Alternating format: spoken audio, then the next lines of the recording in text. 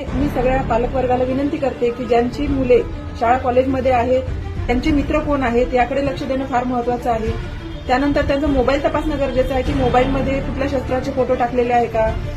तो घरी आपल्या पालकांना सांगून जातो की मी शाळा कॉलेजला जात आहे, परंतु तो तिथे पोहोचतो किंवा नाही याची खात्री सुद्धा पालकांनी करणे गरजेचे आहे. त्यानंतर तुम्ही किती श्रीमंत असू द्या, मुलांना गरजे एवढेच पैसे खर्च करायला द्या.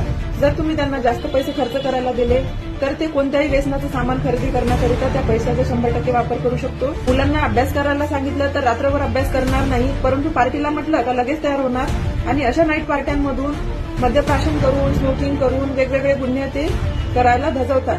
पालक असले म्हणून तुम्ही त्याला खूप रागावले तर तुमच्यात दुरावा निर्माण होईल आणि त्याला प्रेम देणारे वाईट संगतीची मुलं हे जवळचे वाटतील. म्हणून मुलांना प्रेम आणि विचारपूस करणे फार गरजेचे आहे. तुम्ही जर त्यांना रागावलात तर ते तुमच्यापासून दूर होईल. त्यामुळे काळजी घ्या की तुम्हाला त्यांच्यासोबत संयमाने वागायचं आहे. मर्यादित वेळेमध्येच मुलांना बाहेर फिरू द्या, नाहीतर काय मुलगा आहे कधी पण बाहेर फिरेल, कुठले पण वाईट विचार येऊ शकतात. मुली सुद्धा रात्री ट्युशन क्लासेसला जात असतात, त्यामुळे त्यांच्या मार्गात सुद्धा हा व्यत्यय निर्माण करू शकतो किंवा कधी कधी चुकीचे अलिगेशन सुद्धा रात्रीच्या वेळेला मुलांवर होऊ शकतात. कारण अनेक गुन्हे जे घडत आहेत ते कमी वयाच्या मुलांचे घडत आहेत. म्हणून मी आपल्या सर्वांना विनंती करते की कृपया जे पण पालकवर्ग आहे त्यांनी फक्त आम्ही पालक आहोत आणि आमचं प्रेम द्यायचं काम आहे, त्यांचं संगोपन करायचं काम आहे एवढा विचार न करता ते भविष्यामध्ये गुन्हेगार सुद्धा होणार नाही याची दक्षता घेणं गरजेचे आहे.